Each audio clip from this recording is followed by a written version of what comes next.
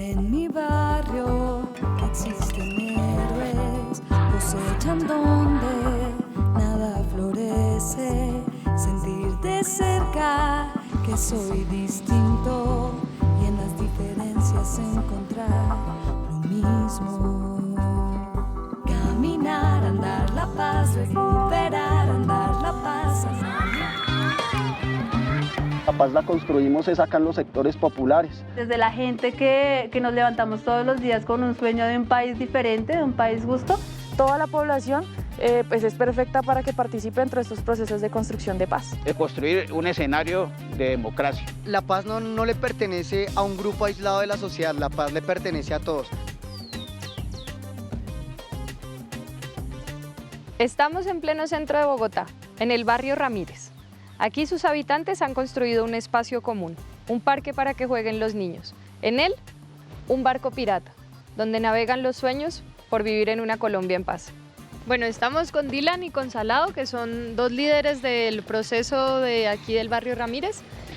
Pues la realidad, nuestro mensaje con este barco es que en este barco se construyen sueños, realidades, y es un mensaje como para los compañeros de que es un barco de paz. De esta manera enviamos a todos nuestros televidentes un mensaje de esperanza, visibilizando los distintos procesos de organización popular en torno a generar espacios de paz, justicia social y reconciliación en las diferentes localidades de Bogotá.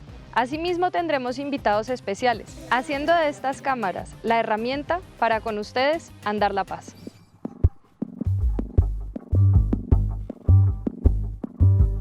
Fabricio, muchísimas gracias por recibirnos, por su tiempo, y quisiera entonces empezar preguntándole, ¿cuál ha sido el papel que ha jugado la ONU en este proceso de paz que se adelanta en La Habana entre el gobierno nacional y la insurgencia de las FARC? Bueno, gracias por invitarme. Hemos apoyado el proceso de varias maneras. Hemos jugado, en primer lugar, un rol importante a pedido de las dos partes en la mesa, atrayendo opiniones de la sociedad civil sobre los puntos en discusión. Y eso lo hemos hecho con la Universidad Nacional y últimamente también con la Iglesia. Hemos organizado visitas de víctimas, hemos apoyado a visitas de organizaciones de mujeres. Entonces, es un trabajo importante en asegurar que la voz de la sociedad civil de toda Colombia y sobre todo de las zonas más afectadas por el conflicto llega a la mesa. Segundo, hemos también traído algunos insumos técnicos en base a nuestra experiencia internacional. Hemos compartido experiencias internacionales, análisis de esas experiencias internacionales sobre puntos muy puntuales en discusión en la mesa. Y tercero, tratamos de también preparar el país mejor para la paz, recordar al país que la paz es un tema que debe ir más allá de la política y que la paz es un valor fundamental. Entonces también hemos hecho un esfuerzo de ayudar, complementar esfuerzos nacionales en lo que se refiere a la pedagogía para la paz. ¿Cómo podría entonces lograrse un ambiente propicio para el avance de las negociaciones en este momento? Creo que lo primero es, lo antes posible, volver al desescalamiento.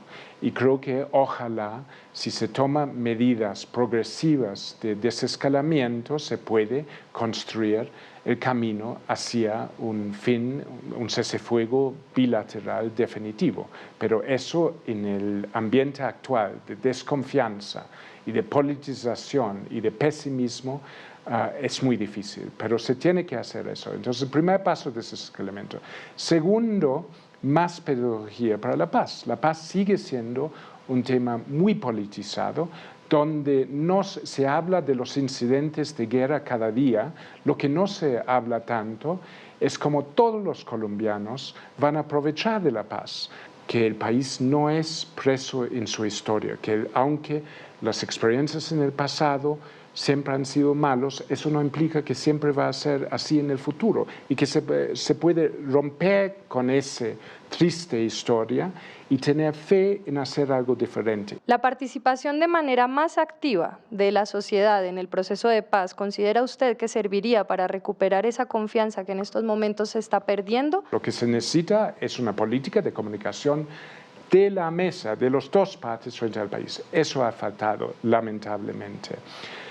Segundo, uno tiene que reconocer que hubo gran participación de la sociedad colombiana, o sea, es organizar los foros, abrir una página web, traer víctimas a La Habana, crear una comisión de mujeres y invitar representantes de mujeres. Esos son cosas que no tienen precedentes en otros países, en otros procesos de paz y donde realmente ese proceso ha hecho historia a nivel global. Pero uno tiene que reconocer también que la mesa necesita espacio para trabajar. Si, como entiendo, pasó un poco en el proceso de Caguán, si hay un continuo flujo de representantes internacionales, sociedad civil, hablando con las partes, ¿cuándo van a negociar y construir acuerdos? Entonces, yo creo que la debilidad no ha sido tanto involucrar a la sociedad civil, creo que se creó buenos mecanismos. Yo creo que si hay una debilidad fue la comunicación de parte de la mesa al país para que se sienten mejor informados y más involucrados. ¿Cómo considera que debe hacerse un trabajo entre las partes para superar la fórmula fallida de negociar en medio del conflicto? Bueno, yo creo que esa idea de donde partieron los partes hace 3 años, que se puede tener una negociación en La Habana, aislado, blindado de lo que está pasando en Colombia en materia de conflicto, se ha agotado. Con el tiempo ya no funciona y hoy en día muchos colombianos no entienden cómo pueden haber tantos hechos de guerra dentro del país y un proceso que sigue avanzando como si no había nada en La Habana. Ahora, sé que una parte está llamando por un cese al fuego bilateral, la otra está diciendo no por ahora. Entonces tenemos que romper ese debate estéril y ver qué medidas hay entre medio. Hay mucho que hacer entre un cese al fuego bilateral total y una guerra total. Hay medidas de desescalamiento, hay medidas de construcción de confianza, hay pasos progresivos que se puede tomar para que ojalá van construyendo la confianza, el mutuo entendimiento, que es el base de poder acordar un cese al fuego bilateral definitivo. ¿Se requiere una mayor participación de la comunidad internacional para superar la polarización que está viviendo nuestro país en estos momentos? Bueno, un problema es la polarización, otro problema es la polarización que lleva a que hay homicidios de personas indefensas, personas que su única culpa es promover derechos humanos y tratar de practicar sus derechos políticos y por eso están castigados con la muerte, muertes que por lo general quedan en total impunidad.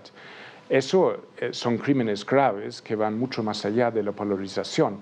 La polarización nutre el ambiente que permite eso, pero yo creo que eso necesita una respuesta de la justicia del Estado, mucho mayores esfuerzos de los varios aparatos del Estado en materia de inteligencia para tocar con los responsables y medidas para juzgar los que están detrás de esos hechos. Y nosotros estamos muy preocupados por eso. Nosotros llevamos cuenta de 57 líderes sociales, defensores de derechos humanos, funcionarios públicos, periodistas que han sido asesinados este año.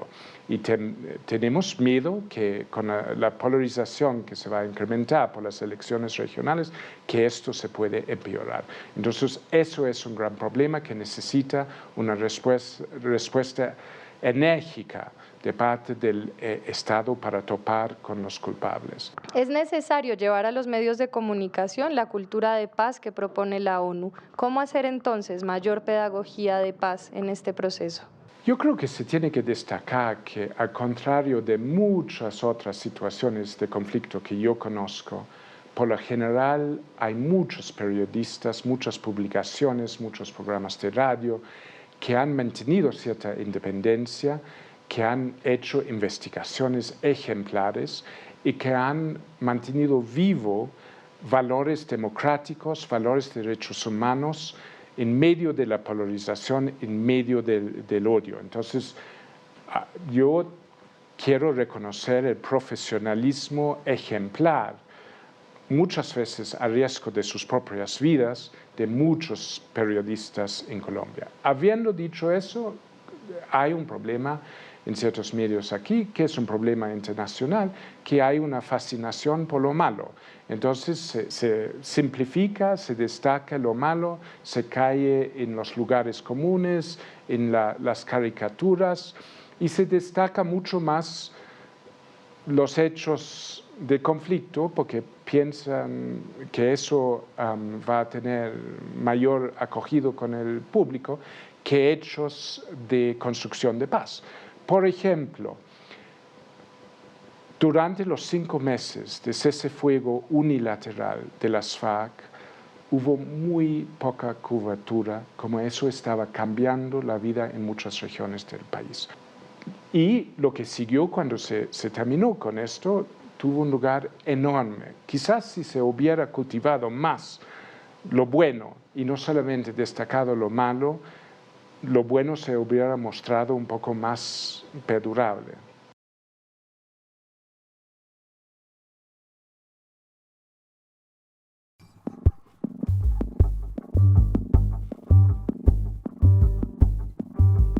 Hay necesariamente que hablar de la verdad, hay que hablar de lo que nos ha pasado, hay que hablar de dónde vino este conflicto.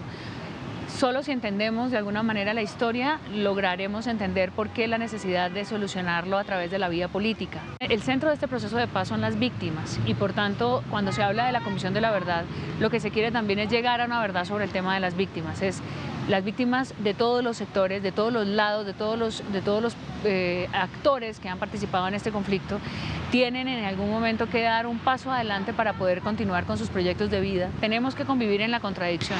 Es un imperativo sacar adelante la negociación política y terminar ese proceso de paz con un acuerdo final.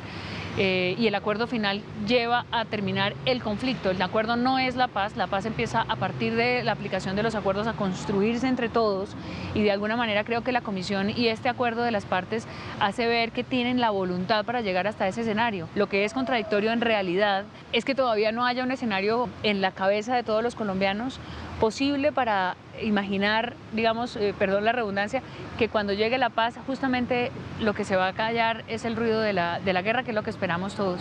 ¿Tú consideras que se debe realizar un mayor esfuerzo por comunicar los temas que se hablan, que se discuten en la mesa de La Habana? Sí, es verdad que desde la mesa de negociación y desde el gobierno debe emanar mayor acceso, digamos, la posibilidad de tener mayor acceso a la información y ponerlo, si se quiere, donde están los ciudadanos. También hay una necesidad de demandar de los ciudadanos una participación y un interés más activo para decir qué es lo que está pasando, de qué es que están hablando en los medios de comunicación cuando algo no lo entiendo.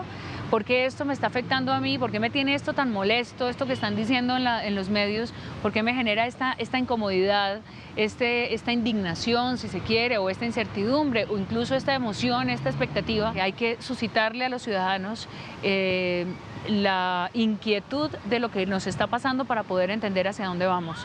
Y creo que justamente si no sabemos hacia dónde vamos no tenemos futuro. Hay una cantidad de escenarios que tienen los acuerdos que sí tienen que ver con nuestras vidas y yo lo que creo es que hay que mostrar el camino de una manera más clara, pensar en una democracia más participativa y más abierta cuando los ciudadanos todo el tiempo nos estamos quejando de que los demás que son elegidos no nos cumplen.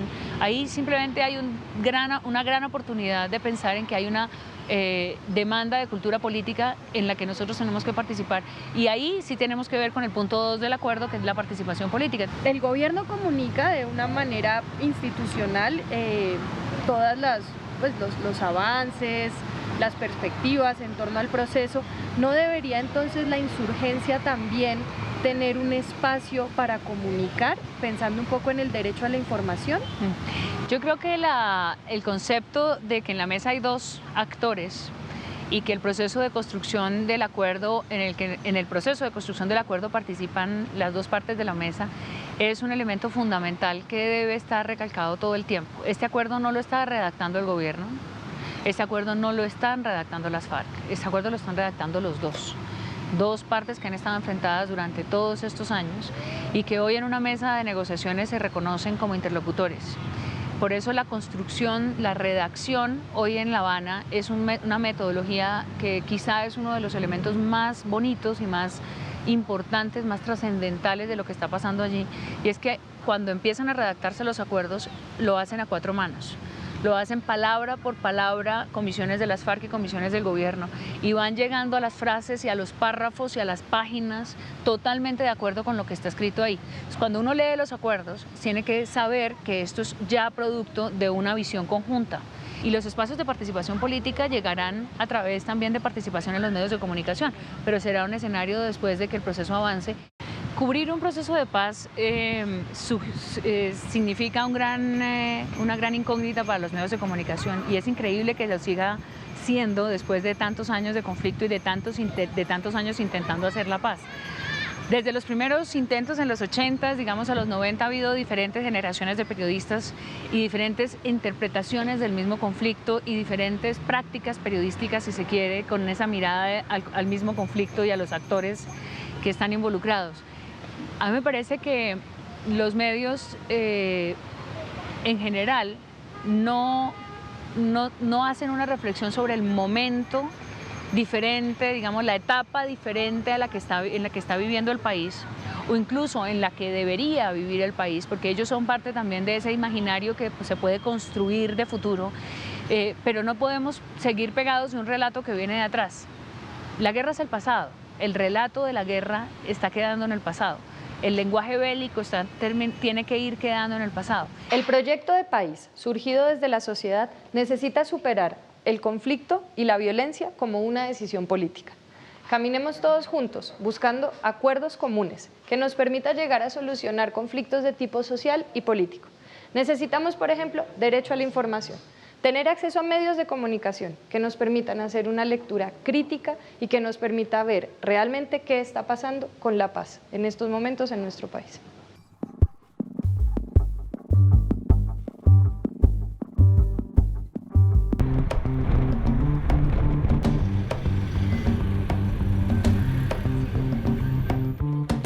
Los Pasos de la Paz nos han traído una vez más en la localidad de Usme. Estamos en la hermosísima Biblioteca Popular Simón Rodríguez y estamos con Angie. Buenas tardes, mi nombre es Angie García. Hago parte de un colectivo que se llama Colectivo Hecho en Usme, que está a cargo de esta biblioteca. Para nosotros como colectivo de educación popular, nos es importante crear espacios donde se pueda hablar de la paz desde los entornos, digamos, de los jóvenes y de los niños, desde el juego también. Y una de las cosas que como proceso hemos identificado es que pues uno puede hablar de paz desde el fútbol, uno puede hablar de paz desde la música, desde el rap, uno puede hablar de paz también desde el colegio y desde las cotidianidades de la gente. Y a nosotros como proceso y como jóvenes del sur de Bogotá, en realidad sí nos duele la guerra que está azotando el país. Para nosotros es importante una mesa de diálogo que pueda explorar a los temas de las raíces del conflicto y que no se quede en una cosa superficial, sino que en realidad pueda tener consecuencias para los colombianos, consecuencias positivas. Uno no puede hablar de paz cuando se están matando las personas, y porque creemos que tanto como los guerrilleros como los soldados son personas y son seres humanos y son colombianos, y merecemos hablar de paz sentados, sin el ruido de las armas, el ruido de los niños llorando. Yo creo que estos espacios, digamos, organizativos del sur y si se quiere, digamos, de Colombia y de Bogotá, pues le apostamos a una paz con un contenido. El gobierno tiene una paz, pero nosotros creemos en una paz desde los barrios. ¿Cómo hacer para que la gente se involucre en procesos de construcciones colectivas que generen entornos de paz, de reconciliación, de convivencia? ¿Cómo lograr que la gente entre, digamos, en esa reflexión y en esas dinámicas? Pues lo primero es llegarle a la gente con algo que le guste, ¿sí? Nosotros creemos que el fútbol despierta grandes pasiones tanto en niños como adultos, como en personas de la tercera edad. Y desde ahí nosotros comenzamos a vincular a los padres, ¿sí? Actualmente nos estamos pensando en crear un campeonato para padres y que vaya a dar por nombre por el cese al fuego bilateral. ¿Qué importancia tiene para ustedes como espacio, como escuela de fútbol, el hecho de que en La Habana se estén desarrollando unos diálogos de paz? No, pues para nosotros es muy importante porque digamos que los jóvenes somos los que en gran medida hemos sentido el rigor de la guerra. Acá en la ciudad, si bien no sentimos de pronto las balas y las bombas, se siente de alguna u otra manera la exclusión, se siente la falta de educación, se siente la falta de alimentación, y es fundamental en ese sentido porque uno de los, digamos, de nuestras consignas es por la paz con justicia social, ¿sí? Entonces, digamos que los diálogos en La Habana son fundamentales para que todas estas cosas se puedan afianzar. Pues justicia social es vivienda digna, es trabajo digno, es educación de calidad, es, digamos, espacios deportivos para nuestros muchachos, para nuestras niñas. La gran cantidad de personas que están en las fuerzas militares, digamos, los soldados regulares son personas de los sectores más populares y también son personas de los campos, y digamos que las personas que conforman los grupos armados son de los mismos estratos sociales, por decirlo de alguna manera. En otras palabras, nos estamos matando entre hermanos. Entonces nosotros sí promovemos un cese bilateral por eso mismo, porque no queremos que se siga derramando sangre pues entre personas del común. Pues el papel fundamental, y digamos, de la Escuela de Fútbol Popular Bucaneros es generar algún tipo de conciencia en los muchachos, y más allá de la conciencia, pues como te decía ahorita, todos estos valores que se han perdido y que nosotros acá estamos formando jóvenes para la paz, no para la guerra.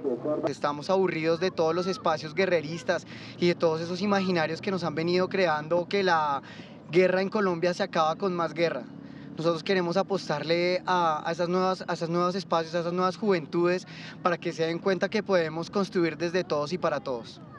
La participación es un factor definitivo en este proceso a nivel social y político, ya que es la manera en que se recupera la legitimidad en un proceso de paz, donde sus temas y propuestas están directamente relacionados con la vida de las personas en una sociedad, porque efectivamente las raíces de este conflicto están en la base de la desigualdad social y en la manera privilegiada en cómo se abusa del poder político, para dominar y no para la felicidad de los ciudadanos del país.